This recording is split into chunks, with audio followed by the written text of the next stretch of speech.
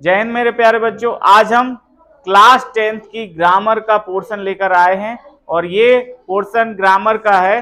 परीक्षा बोर्ड में जितने भी सेट हैं उनमें सेक्शन सी में जितनी भी ग्रामर का पोर्शन सेंटेंसेस दिए हुए हैं वो करेंगे। ठीक है, तो एक बार जय हिंद बोल दीजिए। ठीक है, अब आज में मजा नहीं आया, एक बार और। हाँ, अब आया। ठीक है, तो यहां पर लिखा हुआ है क्या, 5 सेंटेंस है, इनमें इन वर्ड्स को डालना है, सूटेबल मीनिंग्स। ठीक है, ताकि वर्ड्स की कैसी सही साठ यानी अर्थ निकल आए। ठीक है, तो यहां पर पहला क्या कह रहा है, द चेयर वॉज, रोकना क्यों, तो यहां पर करते हैं स्टार्ट। पहला सेंटेंस क्या है, the chair was blank by the students. ठीक है, तो इसका मतलब क्या हुआ, ये आपका कौन सा टेंस लग रहा है, क्या लग रहा है, वॉज के साथ ब्रेक आ सकता है, ब्रोकन आ सकता है, या फिर ब्रेकिंग आ सकता है। वॉज के साथ ब्रेकिंग आना चाहिए। ठीक है, लेकिन कहीं ना कहीं आप गलत हैं, because this is the passive voice. याद रखना, जब भी उल्टी सीधी वर्ड, सर आप कैसे समझे यहां passive, how can you understand that, कैसे, क्या आपको आइडेंटिफाई हो रहा है क्या? अगर आपको फॉर्मूला याद हो एक्टिव टू पैसिव बदलने का तो लिख लीजिए, नहीं याद हो तो भी लिख लीजिए। एक्टिव का फॉर्मूला क्या होता है, subject, helping, main verb, object, यही होता है। लेकिन पैसिव का खेल देखो, पैसिव जो होता है उसमें क्या होता है, सबसे पहले ऑब्जेक्ट आता है। सिंपल वाले पैसिव का बात कर रहा हूं, कुछ और स्पेशल टाइप्स के पैसिव होते हैं वो अलग होते हैं, जैसे कुछ मेन वर्ब से चालू हों वो अलग होते हैं। तो यहां पर क्या होता है, ऑब्जेक्ट आगे आ जाता है plus next tense helping verb. अब इसको देखो शॉर्ट में समझिए, N for next, T for tense, H for helping verb, H B for helping verb. यानी कि अगर प्रेजेंट इंडेफिनिट का है तो प्रेजेंट कंटिन्यूअस की हेल्पिंग वर्ब आएगी, प्रेजेंट कंटिन्यूअस का है तो प्रेजेंट परफेक्ट की आएगी। नहीं भाई साहब, इसमें एक एक्सेप्शन है इस फॉर्मूले में। वो एक्सेप्शन क्या है कि अगर कॉन्टिन्यूअस का है, कोई सा भी कॉन्टिन्यूअस, तो कॉन्टिन्यूअस की ही हेल्पिंग वर्ब आती है, बाकी सब में आगे के सेंटेंसों की हेल्पिंग वर्ब आती है। और बनते किसके हैं, मोस्टली 2-4 के, देखो परफेक्ट कंटिन्यूअस के नहीं बनते, किसके, चलिए तो इसका next tense helping verb plus main verb की कौन सी form, third form, plus by plus subject, ये होता है पैसिव का, क्या का, पैसिव वॉइस का। तो देखिए कैसे, ऑब्जेक्ट है जो लास्ट में होता है वो आगे आ जाएगा, नेक्स्ट टेंस हेल्पिंग वर्ब, यहां पर लिख देना है किसको, कॉन्टिन्यूअस को छोड़कर। तो फिर सर कॉन्टिन्यूअस का भी बता दीजिए, लगे हाथ, लो भाई साहब, passive voice, passive for continuous, क्या होगा, ऑब्जेक्ट प्लस हेल्पिंग वर्ब। अब देखो मैंने यहां पर कुछ क्यों नहीं लिखा, हेल्पिंग वर्ब में कुछ क्यों नहीं लिखा, क्योंकि उसी की होगी, बाकी सब में आगे की होगी। ठीक है, तो हेल्पिंग वर्ब प्लस बीइंग, क्या, प्लस मेन वर्ब की third form plus by plus subject. ठीक है, समझ में आया ना? तो देखें यहां पर कैसा है, द चेयर, ये ऑब्जेक्ट हुआ होगा। अच्छा, इसको पैसे में बदल सकते हैं, अभी बदल देंगे, लेकिन आपको यहां पर क्या यूज करना पड़ेगा, ब्रोकन। कैसे पहचाने सर, ये भाई साहब दे रहे हैं अपनी पहचान, देखो बाय बाय, समझे? तो इसलिए वॉज के साथ क्या आएगा, ब्रोकन, अदरवाइज क्या आता, ब्रेकिंग, क्या आता, तो हाँ फिर क्या होता, देखो फिर क्या होता अगर आप बोल रहे हो ऐसे, तो इसका मीनिंग क्या निकलता वो देखते हैं। The chair was breaking the students, मतलब कुर्सी ने स्टूडेंट को तोड़ दिया। ठीक है, तो मीनिंग सही नहीं निकल रहा है ना। अब यहां पर देखो, the chair was broken by the students, यानी बच्चे के द्वारा कुर्सी तोड़ी गई। जैसे तुम लोगों ने एक मेरी चेयर तोड़ दी इधर वाली, कोई सी छोटा सा गड्ढा कर दिया ना तुम लोगों ने, है ना। हाँ बोल भी रहे यस सर, हम नहीं करा, मतलब गलती से सच्चाई निकल जाती है मुंह से, है ना। तो देखो इधर, तो ये समझ गया क्यों आया ब्रोकन, क्योंकि पैसिव वॉइस कोई सा भी हो, पैसिव वॉइस कोई सा भी हो, जो सिंपल वाले अभी बता रहा हूं, जिसमें subject helping man verb object हो, उनमें करना क्या है, मैन वर्ब की थर्ड फॉर्म यूज होगी जब वो पैसिव बनेगा। समझ में आई बात। आ जाए नेक्स्ट पर, सी इज सिटिंग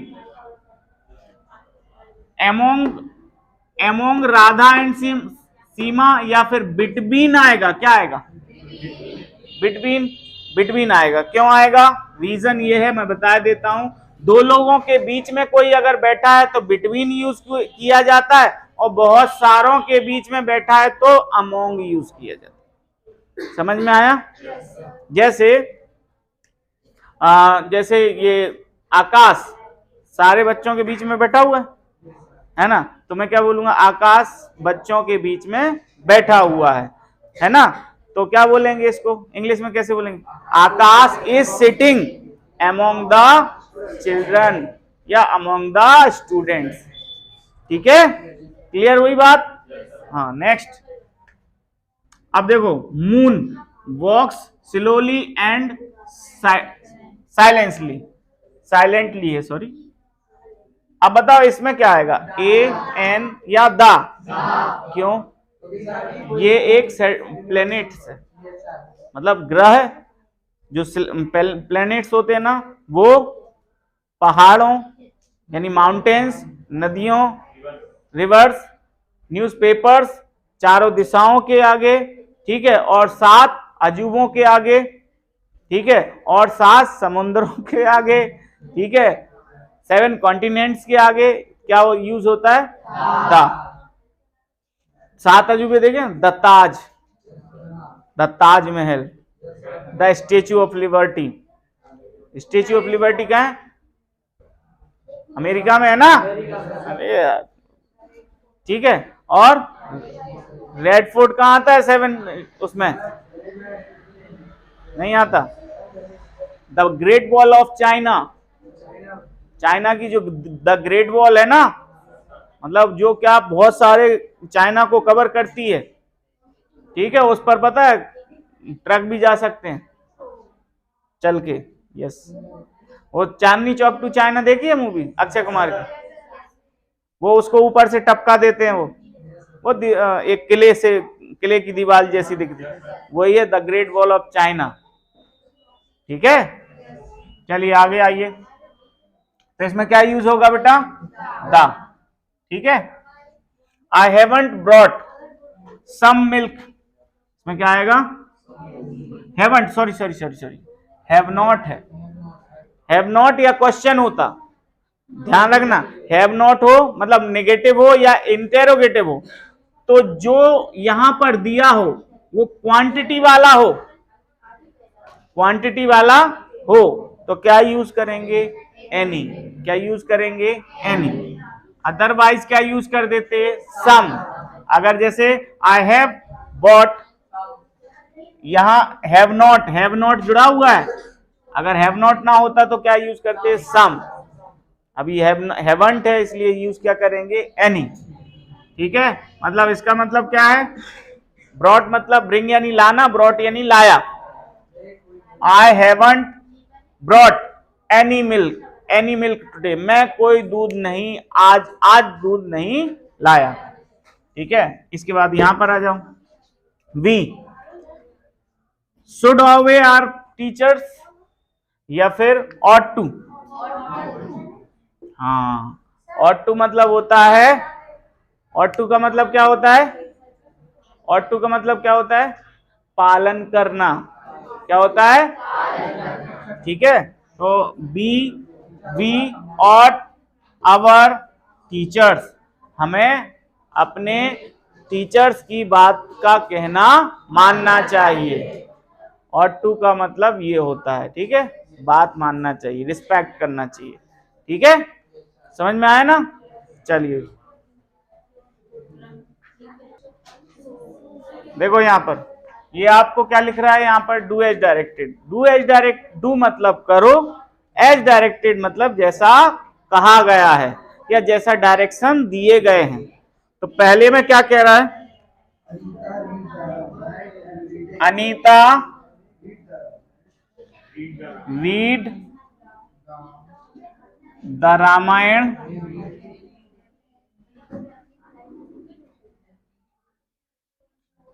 ना एवरीडे। अब इसके ब्रैकेट में क्या लिखा हुआ है? डायरेक्शन लिखा हुआ है, चेंज इनटू नेगेटिव। ठीक है, आप ध्यान देना यहां क्या कौन सा टेंस है, पहले तो ये चेक करो। बहुत बढ़िया, बहुत बढ़िया। रीड नहीं है ये स्पेलिंग वही है, लेकिन ये रेड है ना? क्या है? Anita read the Ramayana everyday, यानी अनीता रोज रामायण पढ़ती थी। पास्ट इंडेफिनिट, समझे? अब देखो कैसे पता चला सर आपको पास्ट इंडेफिनिट है? इसमें दिया ना परीक्षा बंधु। अरे भैया कहां दिया, देखो आप कहीं दिया है? तो फिर सर कैसा दिमाग ठनका, कैसे ठनका दिमाग? देखो अनीता के साथ अगर, देखो डायरेक्ट मेन वर्ब आए, क्या है? तो समझ जाना या तो प्रेजेंट इंडेफिनिट है या फिर। अब प्रेजेंट इंडेफिनिट की क्या आइडेंटिफिकेशन है? सब्जेक्ट अगर सिंगुलर हो तो मेन वर्ब प्लूरल, यानी मेन वर्ब में एस एस लगेगा। सब्जेक्ट सिंगुलर है, main verb plural, main verb में एस एस लगेगा। सब्जेक्ट सिंगुलर है कि नहीं? तो इसमें एस एस लगना चाहिए कि नहीं? अगर ये प्रेजेंट इंडेफिनिट होता तो फिर तो सर सेंटेंस गलत है, मतलब ये तो सेंटेंस ही गलत है। मेन वर्ब के साथ सब्जेक्ट में ऐसे यस आना चाहिए, रीड के साथ। भाई साहब रीड की सेकंड फॉर्म भी रीड ही है, मतलब स्पेलिंग यही है, और थर्ड फॉर्म की स्पेलिंग भी यही है, बस पढ़ा जाता है, प्रोनाउंसिएशन कैसे किया जाता है? Read, sorry red. ठीक है, कैसे किया जाता है? रेड। ठीक है, क्या होगा? Anita read the Ramayana everyday, है ना? और प्रेजेंट इंडेफिनिट अगर होता और ये फर्स्ट फॉर्म होती तो यहां प्लूरल होना चाहिए था, तो दोनों चीजें गलत हो गई। अगर ऐसा रहता तो यहां प्लूरल होना चाहिए था, और अगर ऐसा है तो फिर यहां प्लूरल होना चाहिए था। यानी सब्जेक्ट सिंगुलर तो मेन वर्ब प्लूरल, और सब्जेक्ट प्लूरल तो मेन वर्ब सिंगुलर। ठीक है, लेकिन ऐसा एक भी केस नहीं है। तो फिर पास्ट इंडेफिनिट में चलते हैं। पास्ट इंडेफिनिट पे थोड़ा विचार किया, ऐसा तो नहीं कि रीड जो है सेकंड फॉर्म हो किसकी? रीड की, लेकिन पढ़ा जाता है क्या उसको? रेड। तो क्या हो? Anita read the Ramayana everyday, इसको नेगेटिव। तो पास्ट इंडेफिनिट, पास्ट इंडेफिनिट क्या होता है? नेगेटिव का फॉर्मूला क्या फॉर्मेट होता है? Subject plus did plus not plus plus verb की सेकंड फॉर्म फर्स्ट फॉर्म। पक्का? बहुत बढ़िया। ये नेगेटिव का फॉर्मूला होता है, क्योंकि सेकंड फॉर्म किस में रहती है? फिर अफर्मेटिव में, है ना? तो ये क्या बोल रहा है कि इसको नेगेटिव में कन्वर्ट करो। तो सब्जेक्ट कौन है? अनीता, हेल्पिंग वर्ब डिड, फिर नॉट, फिर मेन वर्ब की फर्स्ट फॉर्म रीड, रेड की रीड ही होती है, स्पेलिंग वही रहती है, बस प्रोनाउंसिएशन क्या हो जाएगा? इधर रेड इधर रीड, बाकी फिर सेम टू सेम। आया समझ में? सेकंड क्या कह रहा है? Tea is too hot to drink, मतलब चाय पीने के लिए बहुत गर्म है। तो फिर नहाने के लिए सही है क्या? उसका कहने का मतलब है चाय पीने के लिए बहुत गर्म है। क्यों? हाथ डाल के देख लो, पता चल जाएगा। अगर उंगली जल रही है तो उंगली से सॉफ्ट आपके हॉट और जीभ है वो तो डेफिनेटली जलेंगे, तो इसलिए बोल रहा है चाय पीने के लिए गर्म है। ठीक है, तो tea is too hot to drink, इसको क्या बोल रहा है, rewrite the sentence using so that. देखो अब इसको कैसे करते हैं, tea is too hot to drink, तो इसको क्या करना है अपने लिए, rewrite the sentence using so that, यही है। तो अब देखो इसको कैसे कहां क्या करना है, टू को हटाएंगे, टू को हटाएंगे, टू की जगह क्या लगाएंगे, सो। अब देखना, टी इज सो हॉट, चाय बहुत गर्म है, दैट, फिर आ जाता है क्या, दैट, और फिर क्या आएगा, दैट के बाद क्या आएगा, दैट के बाद देखो अगर सब्जेक्ट यहां कहीं दिखाई दे रहा होता तो सब्जेक्ट रख देते, लेकिन सब्जेक्ट दिखाई नहीं दे रहा है, तो क्या हो जाएगा, that one can not drink,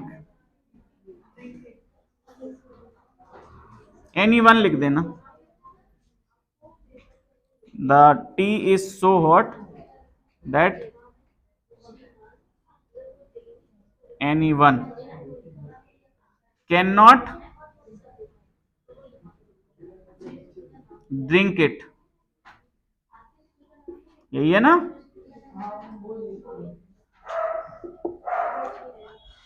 अब उसमें दिया है वन ओनली, तो वन तो कुछ समझ में ही नहीं आ रहा है ना, सेंसिबल ही नहीं निकल रहा है, तो हमने क्या कर दिया, एनी वन, मतलब कोई भी इसको, है ना, कुछ कुछ होते हैं है ना जिन्हें बिल्कुल कड़कती भड़कती एकदम कड़क चाहिए, बिल्कुल खोलती हुई दे दो तो सुर्र सुर्र करके पी जाएंगे, है ना। सुर्र सुर्र में क्या हो जाती है, ठंडी हो जाती है, उसे सफर तय करना पड़ता है बहुत सारा तो उस दौरान वो चाय कैसी हो जाती है, ठंडी हो जाती है। नेक्स्ट, क्या कह रहा है, ये समझ गया कि नहीं समझे। अब देखो क्या होता है, टू को हटा के सो लगाया जाता है, फिर बाकी हॉट एज इट इज, और फिर टू ड्रिंक लिखा है ना, तो टू को हटा के दैट जोड़ा जाता है, फिर ऐसा सब्जेक्ट लिया जाता है जो कि इसको सूट करे। ठीक है, जैसे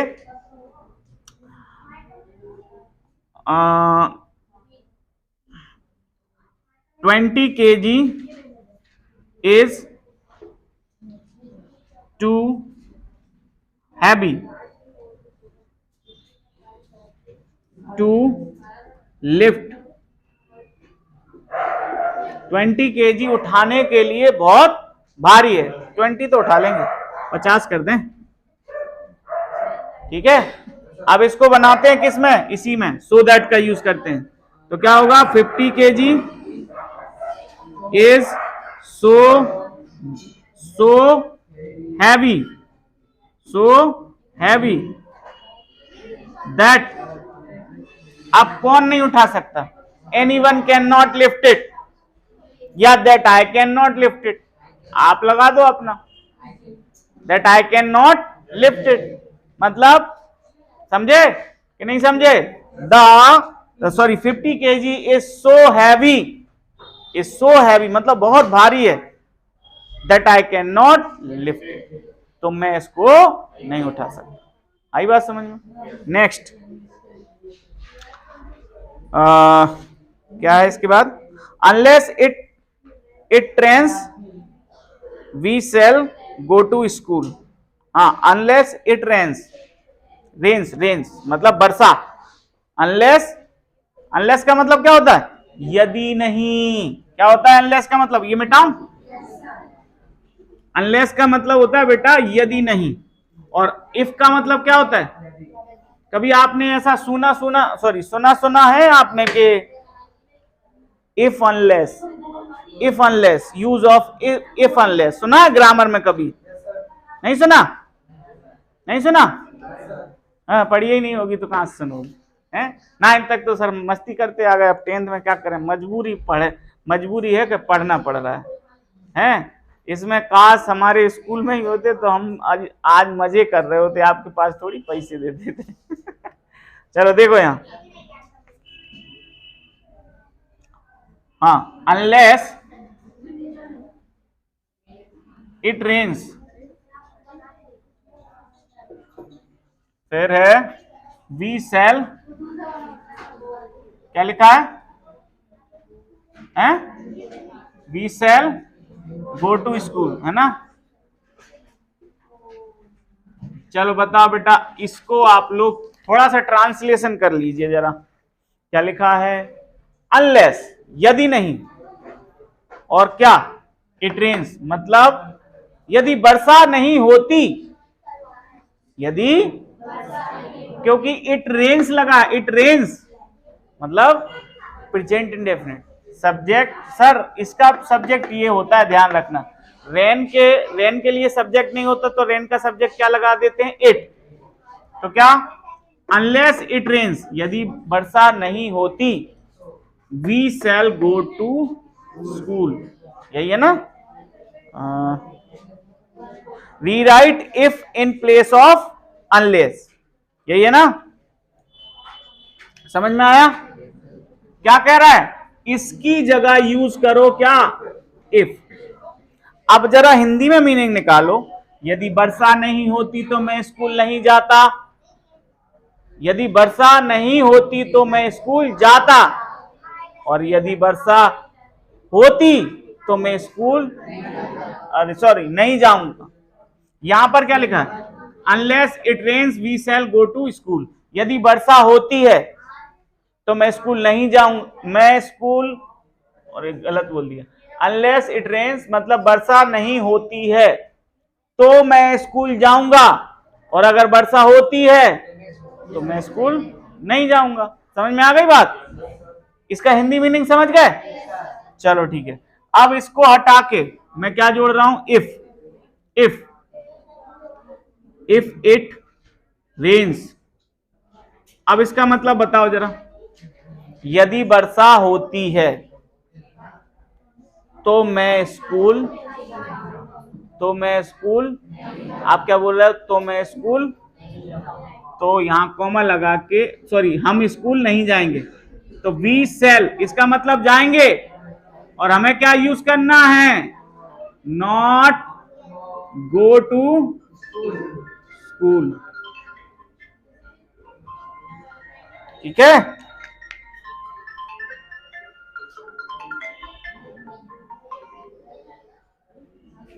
क्लियर, समझ में आ गया। इफ और अनलेस का मतलब समझ जाना, जहां अनलेस लगा है तो वहां क्या छुपा है, यदि और नहीं, क्या क्या छुपा है, यदि वर्षा नहीं होती, यदि वर्षा नहीं होती, we shall go to school, हम स्कूल जाएंगे, ठीक है। और यदि होती है, इफ इट रेन्स, क्योंकि इसकी जगह पे क्या यूज करना है, if it rains we shall not go to school, अगर वर्षा होगी तो हम स्कूल नहीं जाएंगे। देखते हैं next, children are making toys, children are making toys, क्या बोल रहा है, इसको किस में चेंज करना है, कौन सा, अच्छा ये, the tall man is a doctor, the tall man is talking to my father, combine the sentence using who, मतलब दोनों सेंटेंसों को जोड़ देना है और हु का यूज करके। तो पहले ये देख लो दोनों में कॉमन कौन है, ये सब्जेक्टिव क्लॉज है, कौन, द डॉक्टर है, द डॉक्टर है, कॉमन कौन है, द डॉक्टर दोनों सेंटेंस में है, नहीं, द टॉल मैन कौन है, तो एक बार यूज करेंगे, पहले सेंटेंस में है द टॉल मैन, पहला सेंटेंस क्या है, the tall man, the tall man, अब इसको यूज करना है, ठीक है। The tall man is talking to my brother. हाँ, हो गया क्लियर। दो बार द टॉल मैन कितने बार है? दो बार। अब यहां पर ये समझो, दोनों को कंबाइन करना है। लंबा आदमी जो मेरे भाई पापा से बात कर रहा है, डॉक्टर है। लंबा आदमी जो मेरे पापा से बात कर रहा है, एक डॉक्टर है। तो यहीं से स्टार्ट करें। लंबा आदमी जो, यानी हु इज टॉकिंग, टॉकिंग यानी बात कर रहा है, टू माई फादर, क्या है? Is a doctor, is a doctor. तो बेटा एक और चीज समझ लो, इस इतने से सेंटेंस के लिए ये पूरा सब्जेक्ट है। समझ गए? एक यहां पर भी बता दिए मैंने ये चीज। क्लियर? समझ में आई बात कि नहीं आई? तो यहां पर ये क्लियर है कि वो बोल रहा था हु को यूज करो और इसको जोड़ दो, दो सेंटेंस हो। तो याद रखना ये सब्जेक्टिव क्लॉज कहलाता है। कौन सा? एक ऑब्जेक्टिव भी आता है, जगह। जैसे वेयर का यूज करना हो तो जगह दो बार होगी, वेयर का यूज करना हो तो प्लेस दो बार होगा। तो वही प्लेस को एक बार यूज कर देना पहले, ठीक है? जैसे Delhi is a good city, ठीक है? I went to Delhi, I went to Delhi, मैं दिल्ली गया। दिल्ली एक अच्छी सिटी है। तो कैसे यूज करेंगे? दो जगह दो बार कौन यूज हो गया? हाँ, तो इसका कैसे यूज करेंगे? दिल्ली विच इज, यहां पर विच यूज हो जाएगा, ठीक है? Delhi which is good city, या Delhi where I am going, Delhi where I am going is a good city. Where का यूज हो गया। Delhi where I am going is a good city. Clear? ऐसे वेयर का यूज हो जाता है। व्हेन कब होगा? जब दोनों सेंटेंसों में सेम टाइम रिपीट हो जाए तो क्या यूज होगा? ठीक है? समझ में आया कि नहीं? क्लियर? ओके। इसके बाद नेक्स्ट क्या है? नेक्स्ट है चिल्ड्रन आर मेकिंग नॉइज। इसको बनाना है किसमें? Change the voice. सुन लो ध्यान से, जब भी चेंज द वॉइस लिखा हो तो you have to identify that is active और पैसिव। अगर लिखा हो चेंज द वॉइस तो आपको ये पहचानना है कि भाई साहब वो एक्टिव है तो पैसिव में बदला जाएगा, और पैसिव है तो एक्टिव में। अच्छा जरा देखो, जैसे टेंस हम अभी तक पढ़ते आए हैं, क्या वैसा ही नजर आ रहा है? क्या कह रहा है? चिल्ड्रन आर मेकिंग टॉयज, बच्चे खिलौने बना रहे हैं। तो प्रेजेंट कंटिन्यूअस, ये तो एक्टिव है। कैसा है? तो इसको पैसिव बनाएंगे, आईएनजी वाला है। तो मैंने बोला था कॉन्टिन्यूअस में क्या होता है? सब्जेक्ट ऑब्जेक्ट आगे आ जाता है, उसी टेंस की हेल्पिंग वर्ब। तो ऑब्जेक्ट क्या है? टॉयज। क्या है? खिलौने। अब टॉयज कौन सा टेंस है? ये प्रेजेंट कंटिन्यूअस। कौन सा? Present continuous. तो प्रेजेंट कंटिन्यूअस की हेल्पिंग वर्ब रहेगी। तो टॉयज प्लूरल या सिंगुलर? प्रेजेंट कंटिन्यूअस की हेल्पिंग वर्ब क्या होती है? इज, एम और आर। टॉयज प्लूरल या सिंगुलर? तो आर आएगा या इज आएगा या एम? आर। बहुत बढ़िया, टॉयज आर। अब मैंने बोला था आईएनजी कहां जाएगी बेचारी? वो तो मेन वर्ब तो थर्ड फॉर्म होने वाली है पैसिव में, आईएनजी कहां जाएगी? तो वो बी के साथ जोड़ा बना के हो जाती है बीइंग। क्या? बीइंग। टॉयज आर बीइंग, और फिर मेन वर्ब क्या है? मेक। मेक की थर्ड फॉर्म क्या होती है? मेड। तो मेड और बाय। समझे कि नहीं समझे? अभी बताया था फॉर्मूला, पूरा वीडियो देखोगे तब समझ में आएगा। नेक्स्ट, अरे ये तो सिंपल है यार मरियल। क्या बोल रहा है? In the park were playing children football. तो इसमें देखो प्रेजेंट कंटिन्यूअस है या past continuous? Past continuous verb लगा हुआ है, तो क्या लिखेंगे? The children were playing football in the garden. अच्छा पार्क, द क्या लिख रहा है? हाँ, children were playing football in the park, ये हो जाए। समझ में आया? लाइक शेयर सब्सक्राइब कर देना, है ना? सब करोगे? सब झूठ बोलते हैं।